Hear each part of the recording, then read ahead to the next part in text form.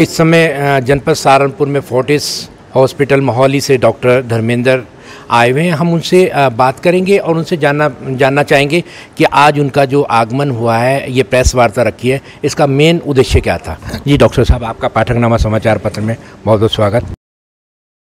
सबसे पहले तो धन्यवाद आपको, आपने अपना कीमती समय निकाल के हमारे पास यहाँ पे आए।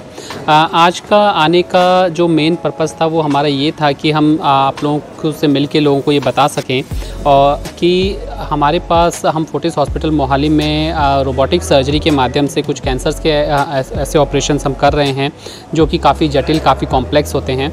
और कुछ जो रीसेंट केसेस हमने फोर्टिस हॉस्पिटल में मोहाली में किए हैं रोबोटिक सर्जरी की मदद से।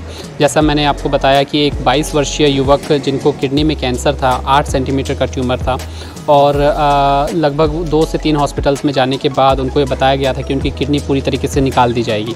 हालांकि जब वो हमारे पास आए, काफ़ी ज़्यादा इस बात से परेशान थे, काफ़ी ज़्यादा चिंतित थे। हमने उनके कुछ स्कैन्स किए और फिर हमने रोबोटिक सर्जरी से उनका एक ऑपरेशन किया जिसमें हमने सिर्फ किडनी का जो ट्यूमर है उसको रिमूव किया और हमने जो किडनी थी उस किडनी को पूरी तरीके से सेव कर लिया। तो इस तरीके से जो ट्यूमर है वो कम्प्लीटली निकल जाना और किडनी को सेव हो जाना और उस चीज़ में भी बहुत जल्दी रिकवरी हो पाना रोबोटिक सर्जरी के माध्यम से ही पॉसिबल हो पाता है।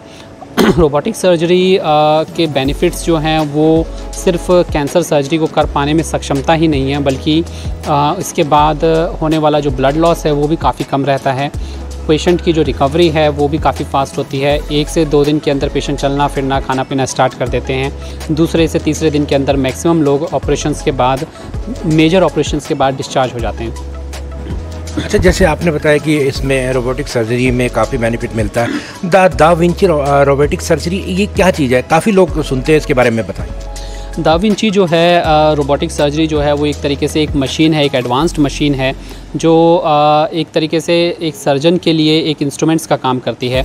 रोबोटिक सर्जरी रोबोट परफॉर्म नहीं करता, रोबोटिक सर्जरी परफॉर्म सर्जन या डॉक्टर ही करता है, लेकिन वो उस मशीन को यूज़ करके करता है और उस मशीन की वजह से हमें एक ऑपरेशन करते दौरान बॉडी के जो पार्ट्स हैं उसका बहुत ही अच्छा मैग्नीफाइड विज़न मिलता है। और उसके अलावा जो हमारी आर्म्स की मूवमेंट होती है, हाथों की मूवमेंट होती है रोबोटिक सर्जरी के अंदर, वो 360 डिग्री होती है। इसके अलावा जो प्रिसिशन होता है सर्जरी का वो काफ़ी ज़्यादा पिन पॉइंट होता है, काफ़ी बारीकी से बहुत ही छोटी छोटी चीज़ों को देखकर ऑपरेशन किया जा सकता है। तो जो बेनिफिट इस मशीन को यूज़ करके हमें मिलता है वो सारा का सारा बेनिफिट ओवरऑल पेशेंट की रिकवरी में हेल्प करता है, उनकी जो कॉम्प्लिकेशंस रेट हैं उसको कम करने में हेल्प करता है। अच्छा, जैसे देखने में आया कि रोबोटिक सर्जरी ये मानव रहित और रोबोटिक सर्जरी, इसमें मेन अंतर क्या चीज़ है? देखिए, मानव रहित सर्जरी अभी तक पॉसिबल नहीं हो पाई है। मानव रहित सर्जरी का मतलब होता है जिसमें डॉक्टर या सर्जन की ज़रूरत ही ना पड़े। हालांकि रोबोटिक सर्जरी जो है वो अपने आप रोबोट ऑपरेशन नहीं कर सकता। रोबोटिक सर्जरी के अंदर जो ऑपरेशन करना है, जिसमें कट कितना डीप लगना है, टाँके कितने डीप लगने हैं, कितनी सुपरफिशियल लगने हैं, वो सब के सब सर्जन्स जो हैं वो खुद ही डिसाइड करता है। रोबोटिक सर्जरी जो है वो रोबोट जो है वो सिर्फ एक मशीन की तरह काम करता है जिसको मेनली ऑपरेट या रेगुलेट जो है वो जो सर्जन ऑपरेट कर रहे हैं वही करते हैं। अच्छा, जो कोई सर्जरी कराना चाहता है, रोबोटिक सर्जरी कराना चाहता है, फ़ायदे तो आपने काफ़ी बताए, इसके नुकसान क्या है? देखिए, रोबोटिक सर्जरी के नॉर्मल ओपन सर्जरीज़ के कंपैरिजन में कोई स्पेसिफिक नुकसान नहीं है। कोई भी ऑपरेशन, कोई भी सर्जरी जो ओपन तरीके से की जाए या फिर रोबोटिक सर्जरी से तरीके से की जाए, हर ऑपरेशन के कोई ना कोई रिस्क या कॉम्प्लिकेशंस होती हैं। ओपन टेक्निक से जो कन्वेंशनल तरीके से जो ऑपरेशंस किए जाते थे, अगर उसमें ऑपरेशन के बाद रिकवरी की कॉम्प्लिकेशंस और ओवरऑल कॉम्प्लिकेशंस के चांसेस 20 से 25% होते हैं, तो रोबोटिक सर्जरी के माध्यम से वो कम होकर 4 से 5% रह जाते हैं। हालांकि रोबोटिक मशीन को यूज़ करने की वजह से कोई एक्स्ट्रा कॉम्प्लिकेशन या कोई नया कॉम्प्लिकेशन ऐड ऑन नहीं होता। तो जैसे बताया कि सर्जरी मानव ही करता है, एक किस्म से रोबोटिक होता है पर मानव करता है, तो मैं ये जानना चाहूँगा कि इसमें अभी तक जो आम आदमी है उसके खर्चों के अंतर्गत आ सकता है या खर्चों से कुछ ज़्यादा है?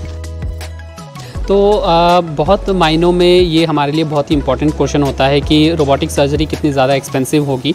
तो एक तरीके से देखा जाए तो नॉर्मल जो ऑपरेशंस होते हैं, जिसमें जो मेजर ऑपरेशंस हैं, जो कॉम्प्लेक्स ऑपरेशंस हैं, उसमें किसी व्यक्ति को ऑपरेशन के में लगभग 3 से 4 लाख के आसपास का खर्चा आ जाता है और उसमें लोगों को हफ्ते 10 दिन 12 दिन हॉस्पिटल में स्टे करना पड़ता है।